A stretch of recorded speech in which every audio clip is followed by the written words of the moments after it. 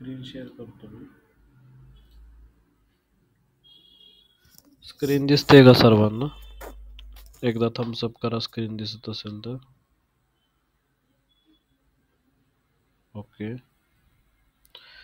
So आपण काय काय पाहिलं होतं? तर कॉन्टॅक्ट फॉर्म आपण पाहिलं होतं. त्याचा एक मेल पण आपण सेंड करून पाहिलं होतं.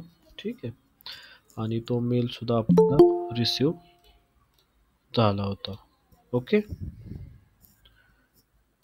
त्याच्यानंतर आपण एलिमेंटर हे प्लगइन पाहिलं होतं. हा ॲक्च्युली वेब पेजेस बिल्डर आहे, म्हणजे वेबसाईट बिल्ड करण्यासाठी तुम्हाला मदत करतो आणि त्याच्यामध्ये मल्टिपल सेक्शन्स आहेत, की वेब पेज बिल्ड करण्यासाठी ज्या ज्या गोष्टी लागतात त्या त्याच्यामध्ये कवर केल्या जातात.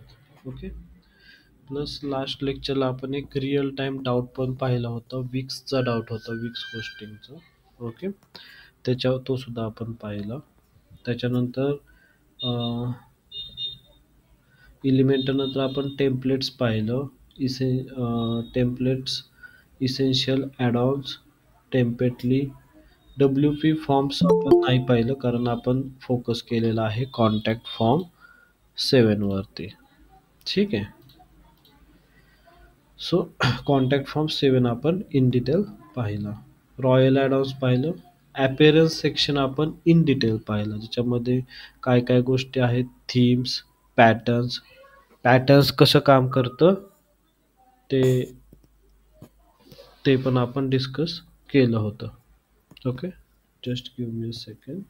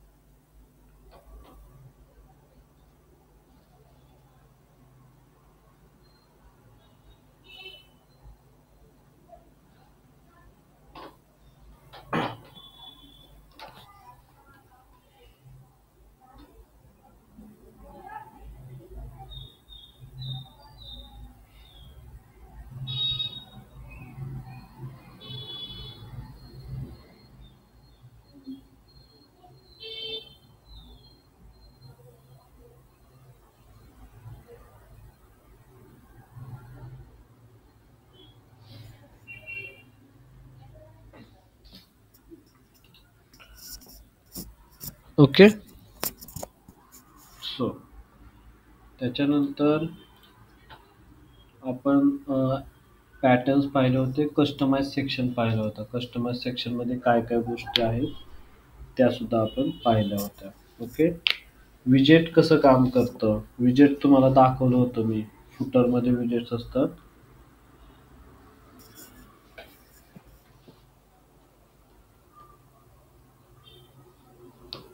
एकच मिनिट थांबा.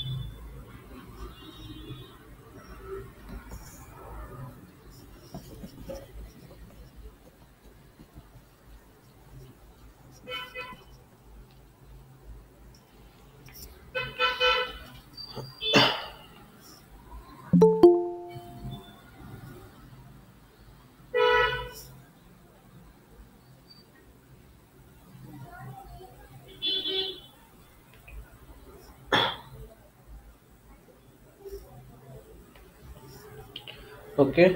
सो आपण विजेट्स पण पाहिलं होतं.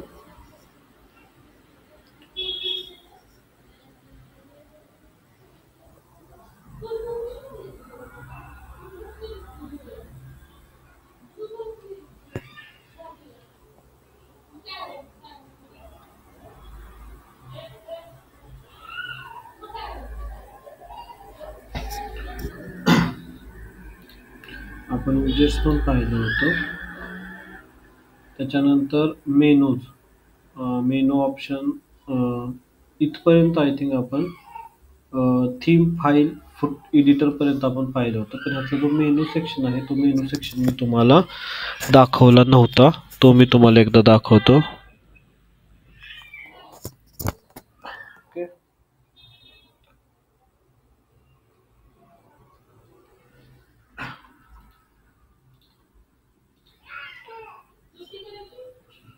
सो हा आहे मेनू सेक्शन.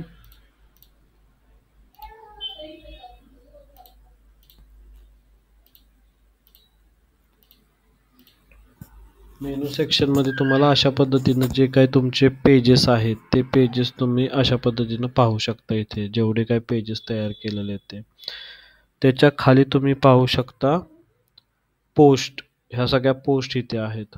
ओके. ह्या सगळ्या पोस्ट तुम्ही पाहू शकता. त्याच्या खाली स्ट्रक्चर डेटा, काही स्टोरीज असतील तर त्या, कलेक्शन्स, कस्टम लिंक म्हणजे एखादी लिंक तुम्हाला पेज नाहीये, क्रिएट पोस्ट क्रिएट नाहीये, बट तुम्हाला एखादी लिंक ऍड करायची तुमच्या मेनूमध्ये, तर तुम्ही ती कस्टम लिंकच्या मदतीने ऍड करू शकता. कॅटेगरी सुद्धा तुम्ही ऍड करू शकता.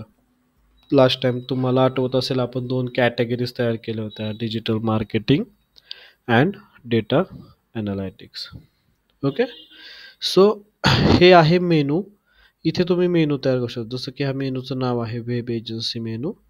आणि जे काही मेनूमध्ये तुम्हाला पाहिजे, ज्या ज्या लिंक्स पाहिजे त्या सगळ्या लिंक्स तुम्ही इथं ॲड करू शकता. जसं की होम आहे, अबाउट अस आहे, सर्व्हिसेस आहे, कोर्सेस आहे.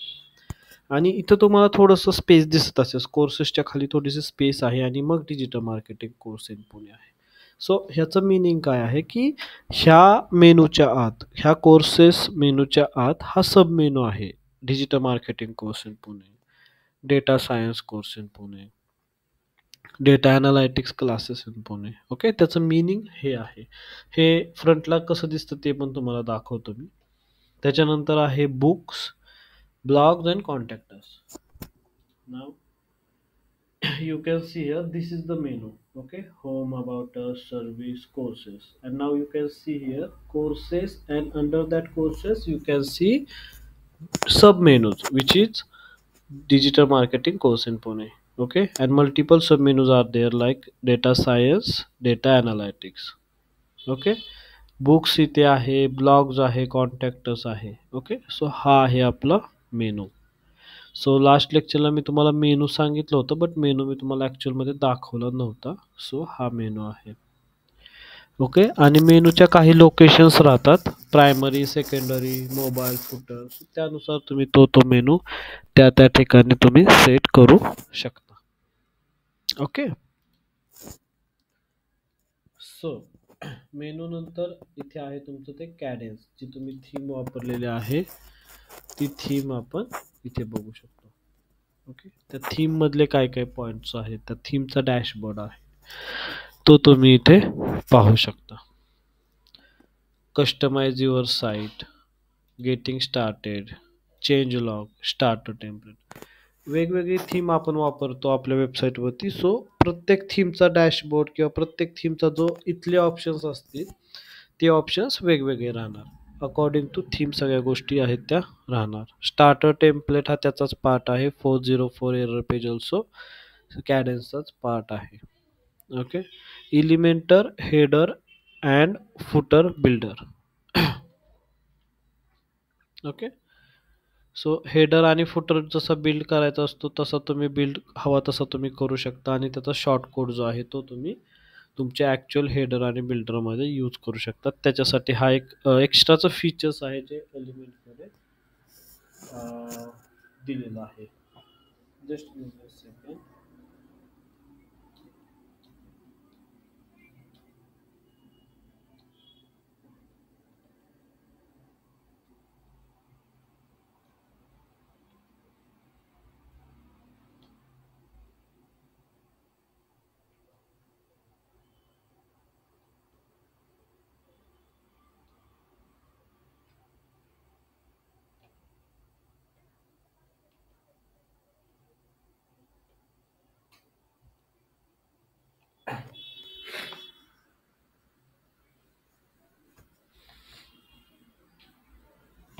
ओके.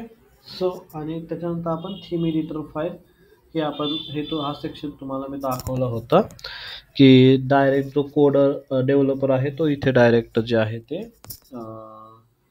एडिट वगैरे काम करतो, कोडिंगचं काम इथे करतो. ओके. प्लगइन सेक्शन पण आपला झालेला आहे. आपण सगळे प्लगइन्स अपडेट केलेले आहेत. ओके. सो हे लास्ट लेक्चरचेच इथपर्यंत पॉईंट झाले होते आपले. युजर्स जो आहे तिथून खाली राहिलेले पॉईंट्स जे आहेत, एलिमेंट्स आहेत ते आपण आज पाहणार आहोत. जसं की ऑल युजर्स आहे इथे. ऑल युजर्समध्ये काय आहे, की जे काही तुमचे युजर्स आहेत वेबसाईटचे ते युजर्स तुम्हाला इथं दिसतील. त्यांचा ॲक्सेस पण तुम्हाला इथं दिसेल. जसं की येस, जान्हवी, नाही सॉरी जान्हवी, पल्लवी. पल्लवी हा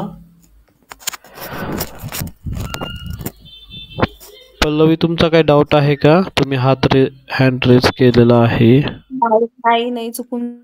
अच्छा, ठीक आहे. ठीक आहे. सो युजर सेक्शनमध्ये आपल्याला जे काही युजर्स आहेत ते आपण ऍड करू शकतो. ऍड कुठून करू शकतो? तर इथून ऍड न्यू युजर. ओके. आता आपला जो ऍडमिनिस्ट्रेटर आहे तो ऍडमिनिस्ट्रेटर आपला NMD प्रायव्हेट लिमिटेड असा युजर आहे. ओके. आणि त्याच्यासोबत एक एडिटर युजर आहे जो अनिकेत नावानं आहे आणि आपण त्याला एडिटरचा ॲक्सेस दिलेला आहे. तर ॲक्सेस वगैरे सगळं तुम्हाला इथून देता येतं. ॲड न्यू युजर्स म्हटल्यानंतर तुम्हाला इथे अशा पद्धतीचा पेज दिसेल ज्याच्यामध्ये तुम्ही नाव, email, first name, last name, website, त्याचा एक पासवर्ड जनरेट करून ठेवू शकता आणि इथे बघा, इथे तुम्ही रोल देऊ शकता की कोणत्या युजरनं कोणतं काम करायचं. प्रत्येक युजरला तुम्ही ॲडमिनिस्ट्रेटरचा ॲक्सेस द्यायचा नाही. ॲडमिनिस्ट्रेटर एक किंवा मॅक्सिमम 2च ठेवायचे, त्याच्यापेक्षा जास्त ॲडमिनिस्ट्रेटर ठेवायचे नाहीत. एडिटर, ऑथर, कॉन्ट्रीब्युटर, सबस्क्रायबर बाकीचे जे आहेत ते तुम्ही देऊ शकता. सो युजर सेक्शनमध्ये ह्या गोष्टी आहेत. ओके. त्याच्यानंतर येतं टूल्स. टूल्समध्ये वर्डप्रेस तुम्हाला कोणकोणते टूल्स प्रोव्हाइड करतं त्याच्याशी रिलेटेड जे काय आहे ते तुम्हाला इथे पाहायला मिळू शकतं. आता टूल्समध्ये इम्पोर्ट अँड एक्सपोर्ट म्हणजे जो काही डेटा वर्डप्रेसमधून तुम्हाला इम्पोर्ट करायचा आहे तो तुम्ही इम्पोर्ट करू शकता. एक्सपोर्ट करायचा असेल तर तुम्ही एक्सपोर्टसुद्धा करून घेऊ शकता. ओके.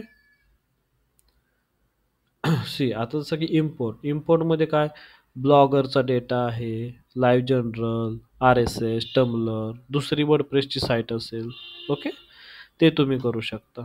एक्सपोर्टमध्ये तुम्ही काय काय करू शकता, तर जे काही तुमचे पोस्ट आहेत, ज्या तुम्ही पोस्ट क्रिएट केलेल्या आहेत, जे पेजेस तुम्ही बनवलेले आहेत, जे लँडिंग पेजेस आहेत, टेम्पलेट्स राहतील, जे काही तुम्ही काम केलेलं आहे त्यात ते सिलेक्ट करायचं आणि त्याला तुम्ही एक्सपोर्ट करून घ्यायचं.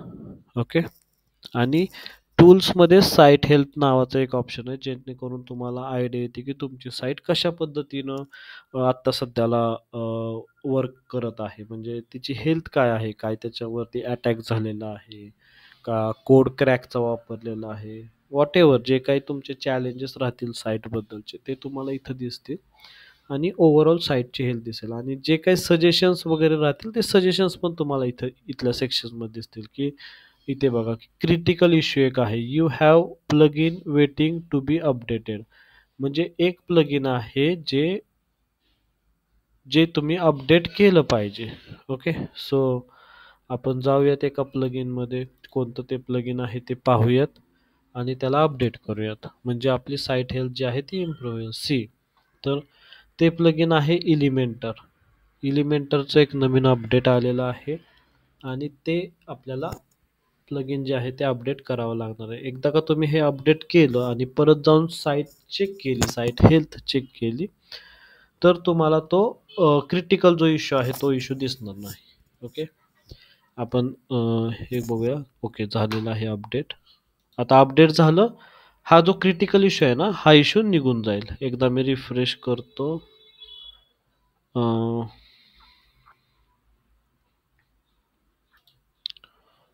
Site health.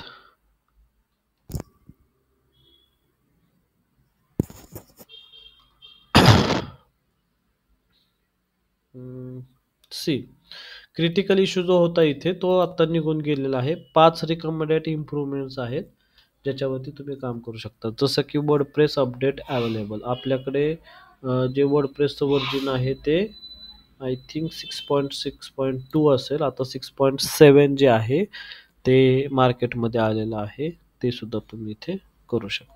Okay. So site हेल्थमध्ये तुम्हाला अशा पद्धतीचे रिकमेंडेशन्स मिळतात ज्याचा वापर करून तुम्ही तुमची वेबसाईट हेल्दी ठेवू शकता. कोणतेही अटॅक्स वगैरे जे आहेत ते तुम्ही अवॉइड करू शकता तुमच्या साईटवरती आणि साईटला सेव्ह करू शकता. ओके. पण साईट हेल्थ जे आहे ते तेवढं रोबस्ट नाही आहे. म्हणजे तेवढं त्याची कॅपॅसिटी नाही आहे तुमच्या वेबसाईटला सिक्युअर करण्याची. त्याच्यासाठी आपण एक एक्स्ट्राचं प्लगइन यूज करतो ज्याचं नाव आहे वर्डफेन्स. ओके. हे आपण तिथं आल्यानंतर पाहूयात. ओके. सो हा साईट हेल्थचा ऑप्शन आहे जो टूल्समध्ये तुम्हाला पाहायला मिळतो. Export personal data. आता एखादा तुमचा युजर असेल, तुम्ही सपोज एखाद्या मेलनं ह्या वेबसाईटवरती काय सबस्क्राईब केलं असेल, काही कुठला डेटा घेतला असेल, काही डेटा रीड केला असेल, तर ती सगळी इन्फॉर्मेशन तुम्ही मेल आय डी इथं टाकलं की तुमचा डेटा जो आहे तुम्ही तो एक्सपोर्ट करू शकता. आणि तोच जर तुम्हाला इरेज करायचा असेल तर तुम्ही इरेज सुद्धा करू शकता. इथे इरेजचा ऑप्शन आहे. ओके. सो हा होता आपला टूल सेक्शन. त्याच्यानंतर येतो all in one WP migration. Actually हा जो सेक्शन आहे हा सेक्शन बाय डिफॉल्ट वर्डप्रेसमधून आलेला नाही. हे एका प्लगइनच्या मदतीनं आपण तो सेक्शन तिथे ॲड केलेला आहे, एलिमेंट ॲड केलेला आहे ज्याचं नाव आहे all in one WP migration. Okay. All in one WP migration म्हणजे काय? ज्यावेळेस ह्या प्लगइनचा यूज काय होतो ते मी तुम्हाला फक्त सांगतो की ज्यावेळेस तुम्हाला तुमची साईट एका होस्टिंगवरून काढायची आणि दुसऱ्या होस्टिंगवरती ते पब्लिश करायचे आहे. ओके. एका होस्टिंगवरून काढायची दुसऱ्या होस्टिंगवरून पब्लिश करायची. याचा अर्थ काय? मायग्रेट. आपण साईटला मायग्रेट करतो म्हणजे एका लोकेशनवरून काढतो आणि दुसऱ्या लोकेशनवरती तिला हलवतो. ओके. सो त्यावेळेस तुम्हाला हे प्लगइन युजफुल होतं. Okay. Out of this syllabus एक क्वेश्चन. डोमेन नेम सगळ्यांना माहिती आहे. एक न्यूज आहे ॲक्च्युली जी मला वाटते मी तुमच्यासोबत डिस्कस करावी.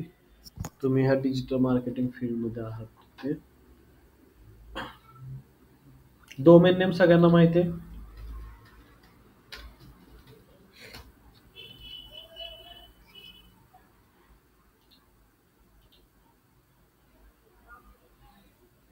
सगळ्यांना माहिती आहे डोमेन नेम. ओके.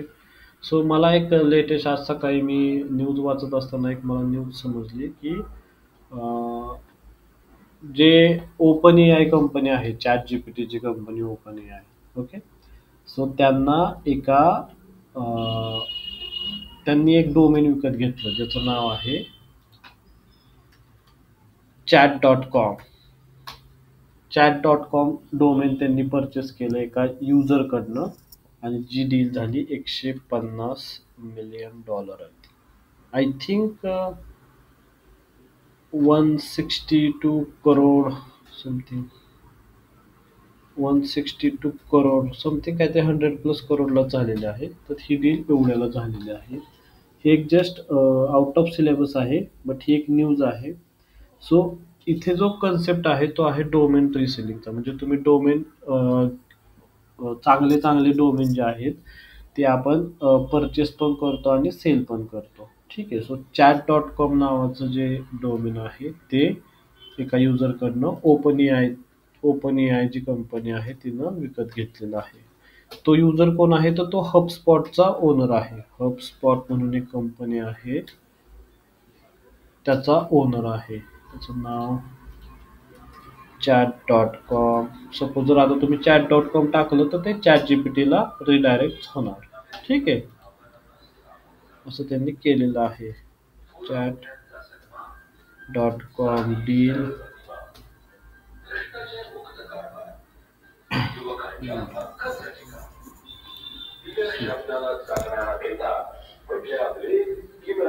हा, तर हा जो आहे तो हबस्पॉटचा जो ओनर आहे त्याने हबस्पॉटचा वन ऑफ द फाउंडर आहे धर्मेश शहा. त्याने हे डोमेन जे आहे ते विकलेलं आहे. अराउंड डील कितीला झाली, आय थिंक 162 करोडला काहीतरी झालेली आहे ही डील. त्याने $15 मिलियन घेतलं होतं.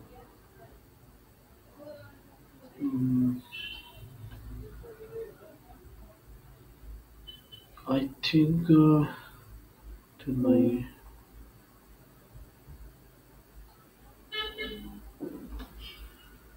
ओके. सो सांगायचा उद्देश हा की डोमेन नेम जे तुम्ही वेबसाईट वगैरे बनवता, आपलं वेबसाईट डेव्हलपमेंटचं लेक्चर चालू आहे ना. सो डोमेन नेम ही कन्सेप्ट जो आहे ना तो अशा पद्धतीनं काम करतो की तुम्ही एखादं डोमेन तुम्हाला चांगलं भेटलं, जसं की त्या युजरला chat.com भेटलं चांगलं, ते आता 162 करोडच्या समथिंग प्लस मायनस काहीतरी विकलं गेलेलं आहे. सो ज्यावेळेस तुम्ही डोमेन नेम घेता आणि त्याची डोमेन अथॉरिटी वाढवता, ज्याला आपण डीए म्हणतो. सो तुम्ही डोमेन नेम घेतला आणि त्याची अथॉरिटी वाढवली तर त्याची प्राइस सुद्धा वाढते. ठीक आहे. आणि हा एक बिझनेस आहे. जसे आपण जमीन खरेदी विक्री करतो ना, तसं डोमेन खरेदी विक्रीचा सुद्धा बिझनेस असतो. डोमेन बाईंग अँड सेलिंग ज्याला म्हणतात. आणि जर तुमचं लक आणि तुमचं प्रॉपर लॉजिक, प्रॉपर अनालायसिस प्रॉपर असेल, चांगला नावाचं डोमेन तुम्हाला भेटलं, तर तुम्ही चांगल्या पद्धतीनं इन्कम सुद्धा त्याच्या थ्रू करू शकता. जेव्हा विराट कोहली आणि अनुष्का शर्माच्या मुलाचं नाव डिक्लेअर झालं अकाय. ओके. सो अकाय.com हे सुद्धा ट्रेंडिंगमध्ये चालू होतं. ठीक आहे. हे सुद्धा ट्रेंडिंगमध्ये आय थिंक चालू होतं डोमेन. ओके. सेम असंच आहे की FB.com. ज्यावेळेस फेसबुक हे 2008-9ची गोष्ट आहे. त्यावेळेस फेसबुक खूप ट्रेंडिंगमध्ये होतं. सो त्यावेळेस FB.comची सुद्धा चांगली डील झाली होती. ओके. 2011-14 मध्ये कँडी.com सुद्धा एक खूप फेमस असं डोमेन होतं जे खूप कॉस्टली विकलं गेलं होतं. ओके. सो डोमेन बाईंग आणि सेलिंगचा सुद्धा कन्सेप्ट असतो, ह्या इंडस्ट्रीमध्ये चालतो. हे फक्त तुम्हाला समजावं म्हणून मी थोडासा आउट ऑफ द टॉपिक जो पॉइंट आहे तो घेतला इथे. ओके. सी. सो आपण होतो all in one WP migration. जेव्हा आपण साईट मायग्रेट करतो एका होस्टिंगवरून दुसरीकडे, सो त्यावेळेस हे प्लगइन जे आहे ते यूज केलं जातं. त्याच्यानंतर आहे सेटिंग. सेटिंगमध्ये तुम्हाला काय काय पाहायला मिळतं, तर आता ही जी आहे ती जनरल सेटिंग आहे पहिली बाय डिफॉल्ट. जनरल सेटिंगमध्ये तुम्ही साईटचं टायटल चेंज करू शकता, टॅगलाईन चेंज करू शकता. ओके. टॅगलाईन आपण चेंज करूया NMD private लिमिटेडची.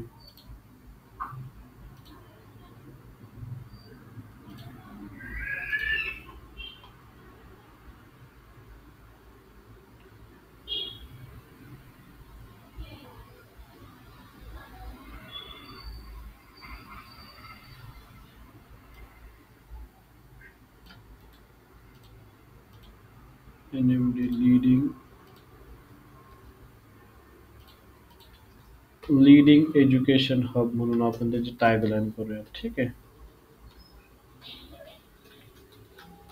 Leading education hub. Okay. त्याच्यानंतर तुम्ही हा जो साईट आयकन आहे वरती, इथं साईट आयकन तुम्ही पाहताय, तो पण तुम्ही इथून मॅनेज करू शकता. ह्याला साईट आयकन म्हणतो आपण. ठीक आहे. ह्याला साईट आयकन किंवा फॅविकॉन सुद्धा म्हटलं जातं. फॅविकन. ओके. ते सुद्धा तुम्हाला माहित असतं. फॅविकन और फॅव आयकन, वॉट एव्हर तुम्हाला जसं प्रोनाऊन्स करू वाटतं तसं तुम्ही करू शकता. ठीक आहे. वर्डप्रेस ॲड्रेस हे बाकीच्या पण गोष्टी आहेत त्या जनरल सेटिंगमध्ये तुम्हाला पाहायला मिळतात. त्याच्यानंतर रायटिंगशी रिलेटेड आहे. एकच मिनटं.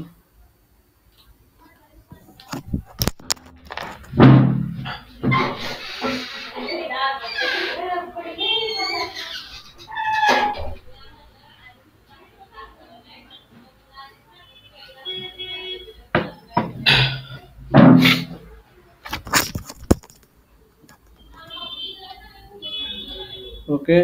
त्याच्यानंतर जे रायटिंगशी रिलेटेड सेटिंग आहे ते सगळे येतात. जसं की मेल सर्व्हर कोणता हवा आहे, डिफॉल्ट पोस्ट फॉर्मॅट तुमचे कोणते ठेवायचे.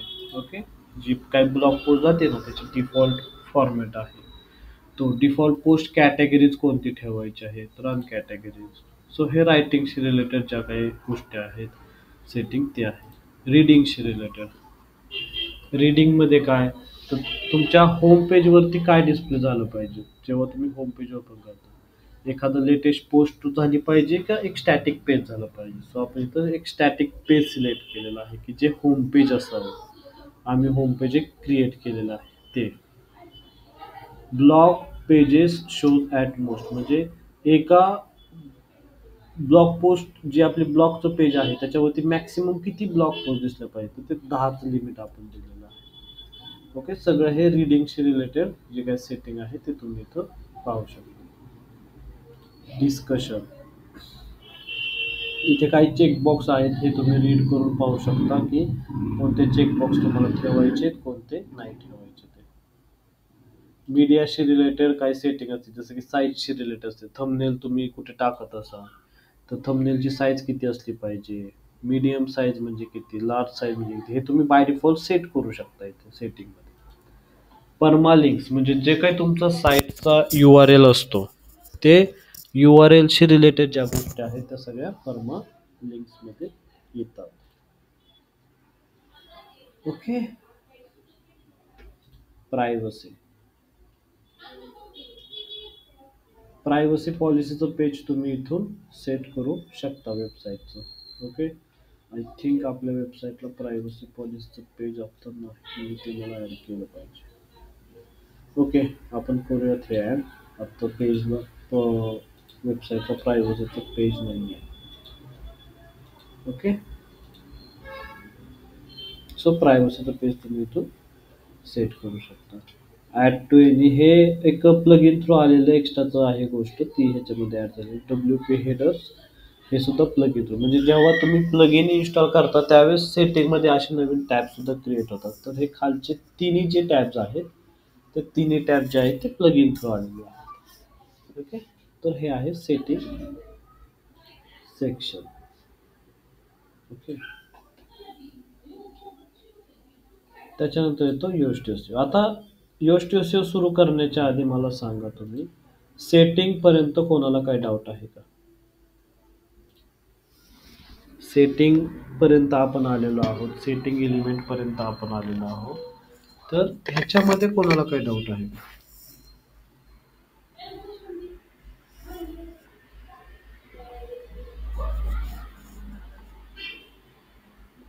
कोणता पार्ट आहे का जो तुम्हाला समजला नाही, कोणता पार्ट आहे का जो आपण रिपीट केला पाहिजे.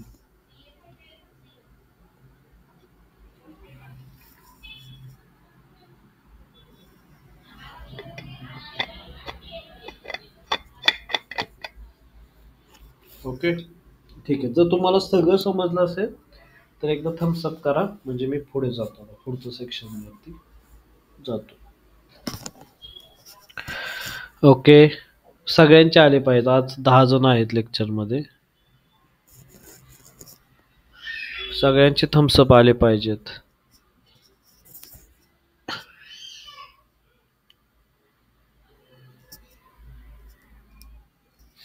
ओके. कधी कधी मला असं वाटतं की पलीकडं कोण नाहीये. एक काम करा. ओके, ठीक आहे. ठीक आहे. सगळे आहेत ना ऍक्टिव्ह? थम्सअप आले पाहिजेत. 10 थम्सअप आले. ओके.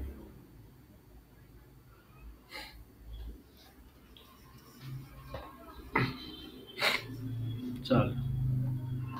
चल. आपण आता पुढे जाऊया नेक्स्ट सेक्शनवरती. ओके. योस्ट एस-ई-ओ हा आपला नेक्स्ट सेक्शन आहे. चला आता तुम्ही सांगा थोडंसं. तुम्ही बोला आता. योस्ट एस-ई-ओ कशासाठी वापरतो आपण? कोणी ऐकलेलं आहे का नाव?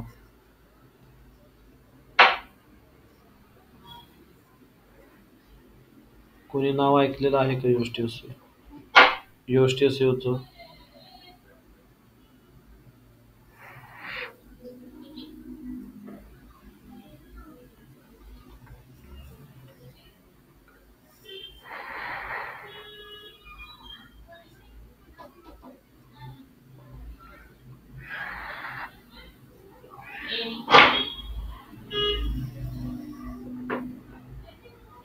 एकच मिनिट. काय ग?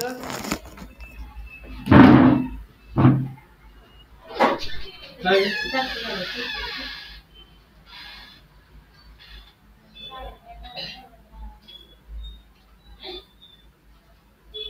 ठीक आहे. एवढ्याची दिलेलं आणून द्या. याच्यावर जास्त द्यायचं टाक.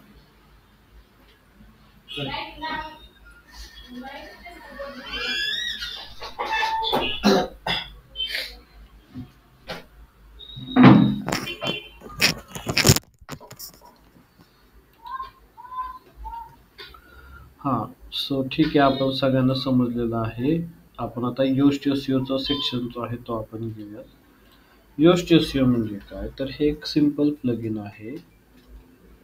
जे एस-ई-ओच्या ज्या काही ॲक्टिव्हिटीज आहेत, त्या सगळ्या ॲक्टिव्हिटीज करण्यासाठी आपण ते प्लगइन वापरतो. आता एस-ई-ओच्या ॲक्टिव्हिटीज कोणत्या आहेत? जसं की मेटा टायटल ॲड करणं वेब पेजवरती, मेटा डिस्क्रिप्शन ॲड करणं, मेटा कीवर्ड्स ॲड करणं.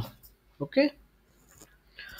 परत अजून इंटरनल लिंकिंग आपण ॲड करतो, इमेजला नावं देतो. ठीक आहे. अशा वेगवेगळ्या ॲक्टिव्हिटीज आहेत एस-ई-ओच्या, ऑन पेज एस-ई-ओच्या, त्या आपण करतो. आणि ते करण्यासाठी आपल्याला योस्ट एस-ई-ओ जे आहे ते मदत करतं. ठीक आहे. ओके.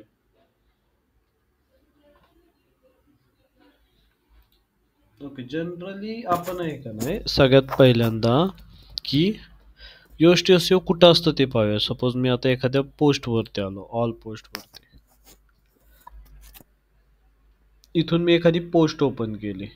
सपोज ही वाली टॉप 10 पॉवर BI किंवा टॉप 10 डिजिटल मार्केटिंग इन्स्टिट्यूट्स. अजून एक करूयात आपण. आता ही मी पोस्ट ओपन केल्यानंतर इथे खाली जे आहे, एकदा का तुम्ही ते प्लगइन इन्स्टॉल केलं ना, तर तुम्हाला इथे खाली ऑप्शन मिळतो. हे बघा. हा जो ऑप्शन आहे हा योस्ट एस-ई-ओचा ऑप्शन आहे. ओके. ज्याच्यामध्ये तुम्हाला फोकस कीवर्ड टाकायचा असतो. Digital marketing institute in Pune. Okay. Okay. So हे बघा, इथे तुम्ही असं टायटल टाकू शकता. इथे तुम्ही स्लग देऊ शकता. स्लग म्हणजे काय? तर हा जो URL राहतो ना, हा URL हाला आपण स्लग म्हणतो. मेटा डिस्क्रिप्शन टाकू शकता. बाकीचं पण ॲनालायसिस आहे. जे काही एरर्स वगैरे आहेत ते तुम्हाला इथं दाखवलं जातं. जसं की आउटबाउंड लिंक, इमेज की phrase in SEO title, internal links, की phrases in sub heading. Okay. So हे असं तुम्हाला दाखवलं जातं. योस्ट एस-ई-ओ मध्ये ह्या गोष्टी तुम्हाला पाहायला मिळतात. ठीक आहे. इथं पण बघू शकता. ह्याच्यामध्ये जो पुढचा सेक्शन आहे तो आहे रीडेबिलिटी. रीडेबिलिटी म्हणजे काय? तर तुमचं जे आर्टिकल आहे ते वाचायला कसं आहे. जर ग्रीन असेल तर ते वाचण्यासाठी उत्कृष्ट आहे. प्रॉपर सेंटेन्स तुम्ही यूज केलेले आहेत. प्रॉपर ठिकाणी तुम्हाला ग्रामॅटिकल प्रॉपर आहे. तुमचं ग्रामॅटिकली जे आर्टिकल आहे ते प्रॉपर आहे. प्रॉपर तुम्ही पंक्च्युएशन मार्क्स, फुल स्टॉप, कॉमा वगैरे यांचा यूज केलेला आहे. ओके. काही प्रॉब्लेम्स असतील तर ते प्रॉब्लेम्स पण तुम्हाला अशा पद्धतीनं दिसतील. जसं की ते आहे की ट्रान्झिशन वर्ड्स नाहीये त्याच्यामध्ये. सो ते तुम्हाला ॲड करावं लागतं. सो हा ऑन पेज एसईओ, हा रीडेबिलिटी, हा स्कीमा. स्कीमा म्हणजे काय, तर तुमचं जे आर्टिकल आहे ते कशाची रिलेटेड आहे त्याची स्कीमा तुम्ही इथं ॲड करू शकता. जे काय पेज आहे ते. जसं की नॉर्मल वेब पेज असेल तर वेब पेज. सपोज जर एखादं ई कॉमर्सची साईट असेल आणि त्याचं प्रोडक्ट असेल तुमचं, सपोज डाबर च्यवनप्राश, तर च्यवनप्राश एक प्रोडक्ट आहे, ते तुम्ही आयटम पेज म्हणून टाकू शकता. सपोज जर तुमच्या वेबसाईटचं अबाउटसचं पेज असेल आणि तिथं तुम्ही about company owner, company employees, executive त्यांची माहिती दिली असेल, तर तुम्ही इथं ते अबाउटचं पेज त्याची तुम्ही स्कीमा टाकू शकता. असं सिमिलर काइंड ऑफमध्ये F A Q page, question and answer, profile, contact page, medical web page, collection page, checkout page, real estate listing, search result page. Checkout page कधी असतं, सपोज जर तुमची ई कॉमर्सची साईट असेल तर तुम्ही जेव्हा पेमेंट करायला जाता तेव्हा तुम्हाला चेकआउट पेज असतं. सो हे असं आहे. अशा टाईपच्या तुम्ही स्कीमा ज्या आहेत त्या स्कीमा तुम्ही ॲड करू शकता. आणि त्याच्यानंतर लास्ट ऑप्शन आहे तो म्हणजे सोशल मीडिया ॲपियरन्स, जे की योस्ट एसईओच्या पेड व्हर्जनमध्ये जातं. ह्याच्यामध्ये तुम्ही determine how your post should look on social media like Facebook, X, Instagram, WhatsApp, Threads, LinkedIn and Slack. Okay. So social मीडियावरती तुमची जी पोस्ट आहे ती कशी दिसेल त्याच्याशी रिलेटेड जे पॉईंट्स आहेत ते इथं येतात, ते की जे प्रीमियम व्हर्जनमध्ये येतं योशच्या. ओके. सो हे प्लगइन अशा पद्धतीनं काम करतं. आता योस्ट एसईओचाच एक कॉम्पिटिटर आहे. सपोज जर तुम्ही आता डिजिटल मार्केटिंग करताय आणि डेव्हलपमेंटचे प्रोजेक्ट्स आले, त्यांना डिजिटल मार्केटिंग सुद्धा करून तुम्हाला द्यायचे, तर तुम्हाला चांगले एसईओचे प्लगइन्स माहिती असणं गरजेचं आहे. तर योस्ट एसईओ तर आहेच, ते तुम्ही यूज करू शकता. सोबत अजून एक चांगलं फ्रीचं प्लगइन आहे जे म्हणजे Rank Math. Okay. For SEO तुम्ही रँक मॅथ ह्या प्लगइनचा सुद्धा वापर करू शकता, जे चांगलं टफ कॉम्पिटिशन देतं योस्ट एसईओला. ओके. सो योस्ट एसईओ अशा पद्धतीनं आहे. त्याच्यानंतर हे जे आहे स्ट्रक्चर डेटा, आय थिंक हे सुद्धा प्लगइन थ्रूच आलेलं आहे.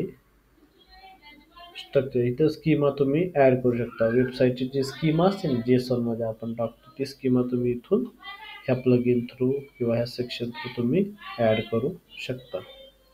जी मेटा कीवर्ड्स. आता हे जी मेटा कीवर्ड्स हे एक प्लगइन आहे ज्याचा वापर करून आपण मेटा कीवर्ड्स ॲड करू शकतो वेबसाईटला. मेटा कीवर्ड्स सगळेजण एसईओ करतात. मेटा कीवर्ड्स काय असतं कोण सांगेल?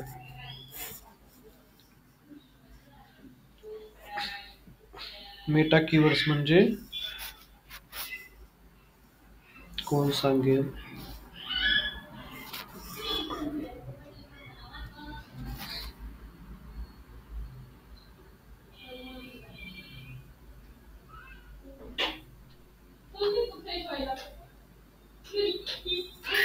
मेटा कीवर्ड्स नाव ऐकलंय का?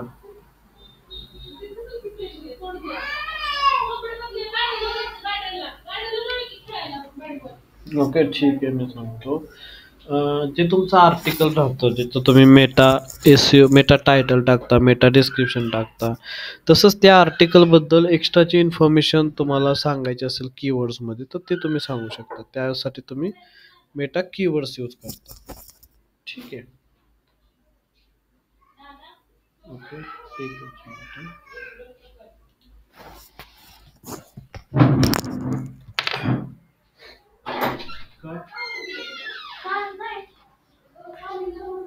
काय नाही दादा हात पाय करतो.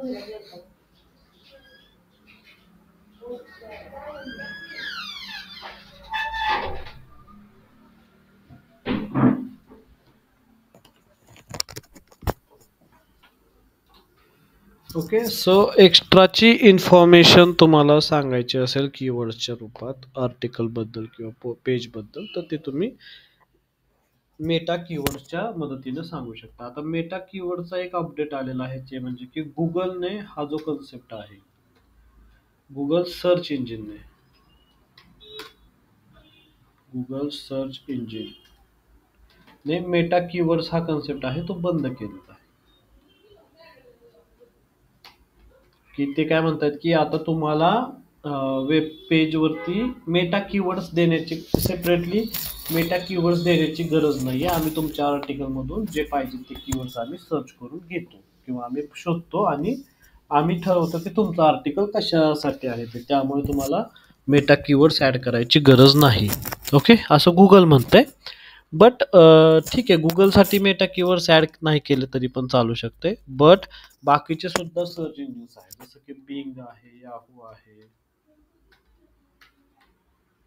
ओके, बाकीचे सुद्धा भरपूर सर्च इंजिन्स आहेत ज्यांच्यासाठी मेटा कीवर्ड्स लागतात. त्यामुळे आपण जेव्हा जेव्हा चान्स मिळेल मेटा कीवर्ड्स ॲड करायचं तेव्हा तेव्हा करायचं. ओके, गुगलला तर त्याची गरज नाही आहे, बट बाकीच्यांना गरज आहे.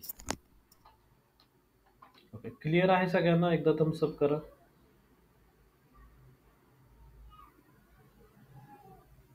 ओके, ठीक आहे, क्लिअर आहे सगळं. सो मेटा कीवर्ड्स त्याच्यासाठी यूज केलं जातं. त्याच्यानंतर आहे वर्ड फ्रेज, जे मी तुम्हाला साईट हेल्थच्या पॉईंटमध्ये सांगितलं की साईट हेल्थचा हा पॉईंट बाय डिफॉल्ट वर्डप्रेसमधून प्रोव्हाइड केला जातो. बट तो सफिशियंट नाही आहे आपली वेबसाईट सिक्युअर होण्यासाठी. त्याच्यासाठी तुम्हाला काही एक्स्ट्रा ॲक्टिव्हिटीज पण कराव्या लागतील.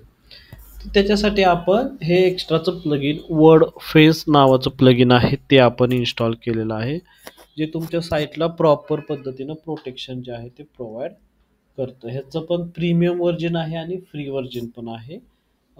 दोघांचा डिफरन्स हा आहे की जर काही नवीन अपडेट आला तर तो फ्री व्हर्जनला आफ्टर 30 डेज म्हणजे 30 दिवसानंतर मिळतो. प्रीमियम म्हणजे पेडवालं जे व्हर्जन असेल तिथं तो इमिजिएट मिळतो. एवढा फरक आहे. अजून काही थोडाफार असेल फरक, की काही ॲडव्हान्स स्कॅन्स वगैरे जे आहेत ते प्रीमियममध्ये एक्स्ट्राचे राहतील. सो हे अशा पद्धतीचं तुमचं वर्ड फ्रेज आहे, जे तुमच्या वेबसाईटला सिक्युरिटी प्रोव्हाइड करतं. व टाईम टू टाईम हे तुम्हाला नोटिफिकेशन सांगतं की असे असे इश्यूज आहेत, ते तुम्ही तुमच्या हे करा, साईटवरून रिमूव्ह करा इश्यूज ते. ओके, परत टोटल अटॅक्स किती ब्लॉक केले वर्ड फ्रेंड्सनं ते सुद्धा तुम्हाला सांगतो. तर इथे तुम्ही बघू शकता की लास्ट 24 आवर्समध्ये एवढे सारे अटॅक झालेले आहेत वेगवेगळ्या पद्धतीचे. जवळपास हे 81 लाख आहेत, 81 लाख. ओके, सो इंटरनेट हे खूप क्राऊडेड आहे आणि खूप सारे बॉट्स, खूप सारे अटॅकर्स, अल्गोरिदम्स वेगवेगळ्या साईट्सवर ते कंटिन्युअसली अटॅक करत राहतात. सो वर्ड फ्रेंड्सला सापडलेले लास्ट 24 आवर्समध्ये एवढे आहेत, जवळपास हे 81 लाख आहेत. ओके, लास्ट 30 डेजमध्ये बघून घ्या. लास्ट 30 डेजमध्ये जवळपास हे मिलियन्समध्ये नंबर्स आहेत हे. ओके, सो अशा पद्धतीचा हा तुम्हाला सपोर्ट जो आहे तो सपोर्ट प्रोव्हाइड करतो. ओके,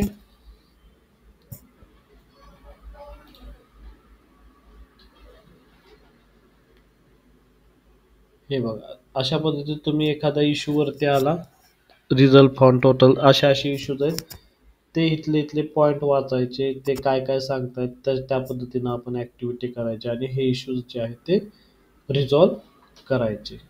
ओके, सो हे आहे आपलं वर्डफेन्सचं प्लगइन, ज्याच्यामध्ये वेबसाईट सिक्युरिटीसाठी यूज केलं जातं. जे प्लगइन आहे ते खूप चांगल्या पद्धतीचं प्लगइन आहे.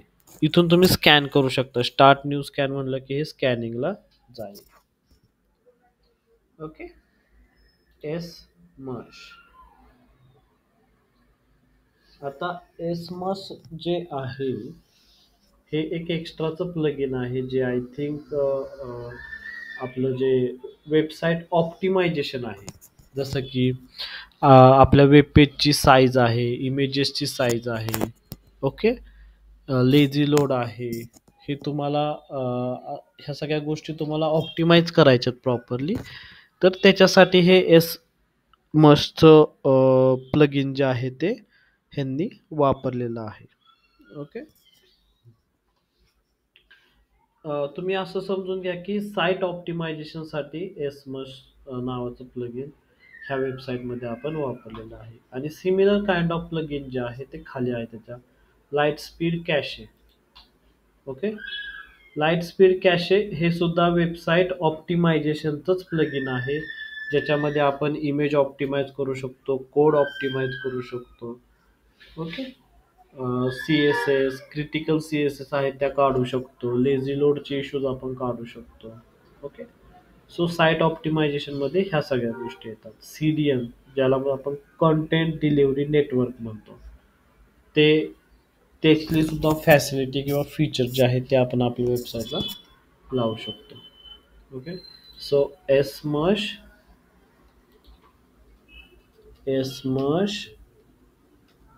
और light speed cache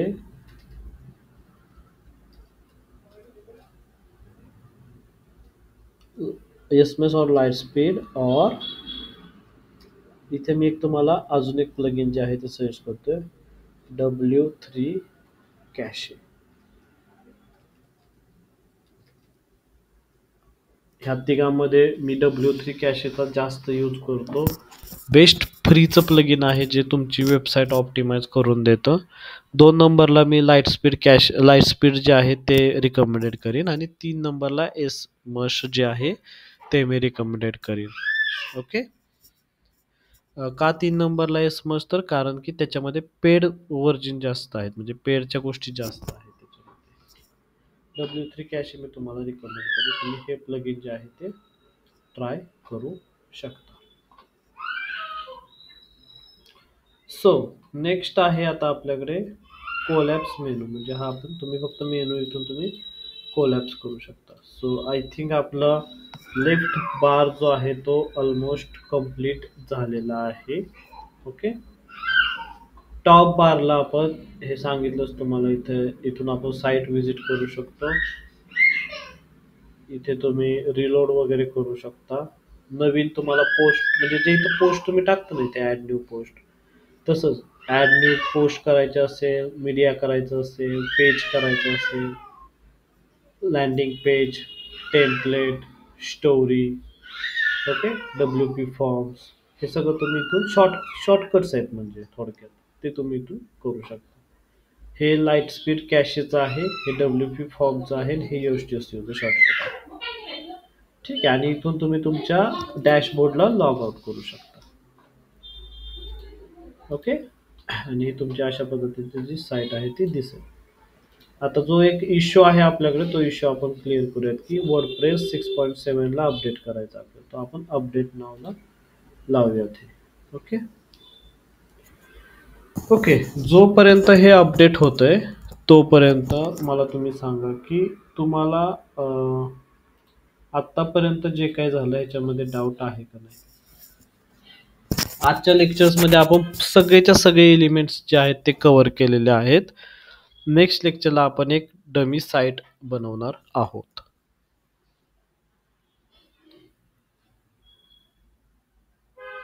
dummy website बनवू किंवा जी एक्झिस्टिंग वेबसाईट आहे त्याच्यामध्येच आपण पेजेस वगैरे बनवू आणि मेनू वगैरे सगळं बनवू प्रॉपर पद्धतीनं. ओके. सो आज एलिमेंट्स जे आहेत वर्डप्रेसचे एलिमेंट्स ह्याचे सगळे लेक्चर्स जे आहेत ते आपले कंप्लीट झालेले आहेत. आता डॅशबोर्डमध्ये डेव्हलपमेंटमध्ये वर्डप्रेस एलिमेंटमध्ये शिकवण्यासारखं आता काही राहिलं नाही. आता ॲक्च्युअल प्रॅक्टिकलमध्ये आपल्याला एक वेबसाईट बनवायला पाहिजे. एक 5 पेजची आपण वेबसाईट बनवणार आहोत लाईव्ह. ओके. आत्तापर्यंत जे काय झालं ह्याच्यामध्ये कोणाला काही डाऊट आहे का? डाऊट असेल तर डाऊट विचारा. सी आपलं जे अपडेट आहे. हॅलो. Yes yes. हॅलो. हा सर, नेक्स्ट लेक्चरला आपण डमी वेबसाईट बनवणार आहे ना?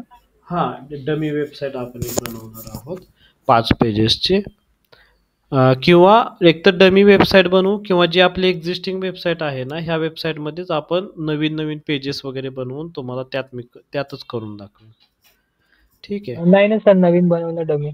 म्हणजे डमी आम्हाला पहिल्यापासून समजेल शेवटपर्यंत. चालेल, चालेल. मग आपण डमी साईट बनवूयात. ठीक आहे, काही प्रॉब्लेम नाही. ओके. सो नेक्स्ट लेक्चरला आपण डमी साईट जी आहे ती बनवूयात. ओके. ठीक आहे. आत्तापर्यंत जे सगळं जर तुम्हाला समजलं असेल तर एकदा थम्स अप करा. सगळ्यांचे थम्स अप्स आले पाहिजेत. म्हणजे मला समजेल की तुम्हाला समजतंय ते. ठीक आहे. ओके. चालेल. मग आता आपण इथे आजचं लेक्चर जे आहे ते आपण